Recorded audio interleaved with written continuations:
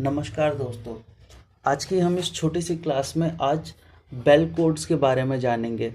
वैसे तो अब स्टेशंस पे बेल कोड यूज़ नहीं होते हैं, क्योंकि अब ब्लॉक इंस्ट्रूमेंट्स में बहुत सारी चीज़ें आ गई हैं कम्युनिकेशन के लिए, जैसे कि फिक्स्ड लाइन टेलीफोन्स है, वॉकी टॉकीज़ हैं और सी यू जी फ़ोन्स हैं। तो ये पहले चलता था, मगर अभी भी जो स्टेशन मास्टर के लिए क्वेश्चंस आते हैं एलडीसी एग्ज़ाम्स में, उसमें बेल कोड्स पूछे जाते हैं। तो चलिए शुरू करते हैं। अब देखिए, जो पहले एक इस तरीके का एक डिवाइस होता था, टेलीफोन जैसा, जिससे कि बेल कोड दिया जाता था और दूसरे साइड से यानी दूसरे स्टेशन से उसे एक्नॉलेज करने के लिए सेम बेल कोड दिया जाता था, जिससे बिना कोई शब्द बोले, बिना किसी बातचीत के मैसेज ट्रांसफ़र हो जाता था कि सामने वाले स्टेशन से या दूसरे स्टेशन से क्या कहना चाह रहे हैं, कि वो क्या मैसेज डिलीवर करना चाह रहे हैं। अब देखिए, जो पहला है अपना कि एक सिंगल बेल कोड किस लिए दिया जाता था। सिंगल बेल कोड यानी 1 बीट का, बस एक बार बीट दिया जाता था और दूसरी साइड से एक्नॉलेज करने के लिए वो भी 1 बीट देते थे। इसका मतलब होता था कॉल अटेंड करना या आके मैसेज सुनना। अब इसके बाद 2 बेल कोड्स यानी 2 बीट्स जो दिए जाते थे, ये दिया जाता था लाइन क्लियर की इंक्वायरी के लिए, पूछने के लिए कि लाइन क्लियर है या नहीं क्लियर है। इसके लिए 2 बेल कोड दिया जाता था और दूसरी साइड से एक्नॉलेज करने के लिए भी वो 2 बेल कोड देते थे।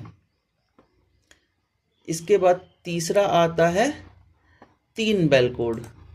3 बेल कोड दिए जाते थे ये पता करने के लिए, मतलब ये बताने के लिए कि ट्रेन ब्लॉक सेक्शन में एंटर हो चुकी है।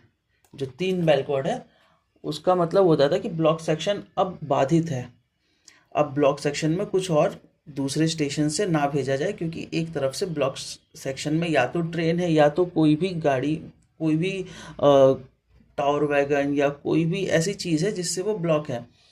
और ब्लॉक बैक और ब्लॉक फॉरवर्ड, इसके लिए भी 3 बेल कोड ही यूज़ होते थे। अब 4 बेल कोड, जो 4 बेल कोड थे वो इसलिए यूज़ होता था ताकि ये बताया जा सके कि ब्लॉक सेक्शन अब क्लियर है।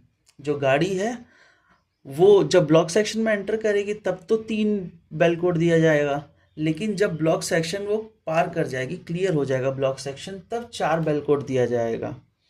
या तो कोई ऑब्स्ट्रक्शन हो, वो भी क्लियर हो जाए, तब भी 4 बेल कोड होगा, या ब्लॉक बैक क्लियर हो जाए या ब्लॉक फॉरवर्ड क्लियर हो जाए तो भी 4 बेल कोड दिया जाएगा।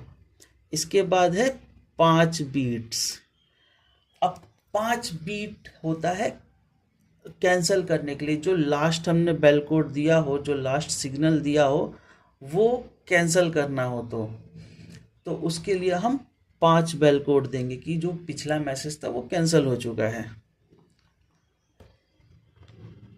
इसके बाद ये 6 बीट्स वाले, ये इम्पॉर्टेंट है, इनमें से क्वेश्चंस आमतौर पे बन जाते हैं, तो इन पे ध्यान दीजिएगा।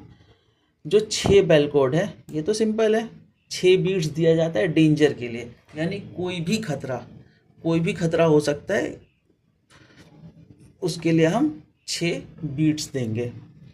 अब ये जो 6 बीट्स डेंजर के जो सिग्नल है, ये अलग अलग कैटेगरीज में बांटा गया है, 5 कैटेगरीज में बांटा गया है, जिसमें से 6 बीट 1 यानी 6 पॉज 1 बीट है, जो यानी 6 बार बीट देंगे एक रिदम में और फिर पॉज लेंगे, फिर एक बीट देंगे।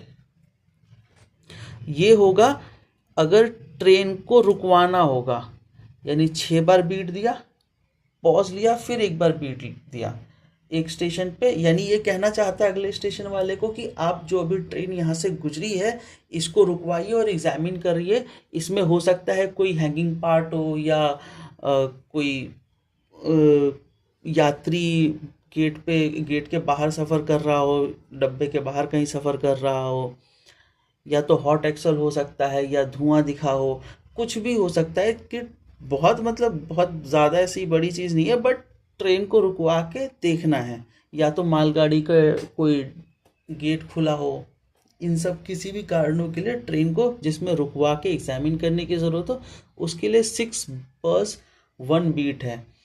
और एक स्टेशन से जब ये सिग्नल दिया जाएगा तो दूसरे स्टेशन से जब उनको बताना होगा कि हाँ हमें मैसेज रिसीव हो गया, इसके लिए वो भी 6 पॉज 1 बीट सेम रिपीट करेंगे। इसके बाद आता है 6 पॉज 2 बीट, 6 पॉज 2 बीट। अब यहाँ पे 6 बार एक रिदम में देंगे बीट, फिर पॉज लेंगे, फिर 2 बीट देंगे। इसका मतलब है कि जो गाड़ी है वो बिना टेल लैंप के पास हुई है। और इसके बाद आता है 6 पॉज 3। जो 6 पॉज 3 है ये होता है ट्रेन डिवाइडेड के लिए या ट्रेन पार्टिंग के लिए। यानी अगर दोनों कामों के लिए हो सकता है। अगर चलते चलते हमें कोई ट्रेन जा रही है और हमने नोटिस किया कि ये ट्रेन पार्ट हो चुकी है, तो हम अगले स्टेशन पे 6 पॉज 3 बीट देंगे।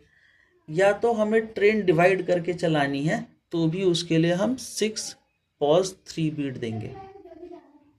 अब 6 पॉज 4 बीट ये होता है अगर ट्रेन या कोई भी डब्बा रॉन्ग डायरेक्शन में रोल होने लग जाए। और इसके बाद आखिरी आता है 6 पॉज 5 बीट। ये है अगर कोई भी व्हीकल या कोई भी डब्बा वैगन अगर रोल होके राइट डायरेक्शन में हो जाए। अब देखिए जो सिंगल लाइन की गाड़ियाँ होती हैं वहाँ पे सिर्फ 6 पॉज 4 चलेगा, सिर्फ 6 पॉज 4 चलेगा, क्योंकि वहाँ दोनों साइड रॉन्ग डायरेक्शन ही माना जाएगा। अगर गाड़ी या वैगन किसी भी साइड रोल हो जाए तो उसे रॉन्ग डायरेक्शन में माना जाएगा। डबल लाइन पे रॉन्ग डायरेक्शन और राइट डायरेक्शन ये दोनों रहेगा, सिंगल लाइन पे सिर्फ रॉन्ग डायरेक्शन ही माना जाएगा। तो ये 6 पॉज 5 तक हो गया। अब लास्ट है टेस्टिंग के लिए 16 बीट्स होते हैं। तो दोस्तों आज के लिए इतना ही करते हैं इस क्लास में। और जाते जाते चैनल को सब्सक्राइब कर दीजिएगा, वीडियो को लाइक कर दीजिएगा और दोस्तों के साथ शेयर कर दीजिएगा।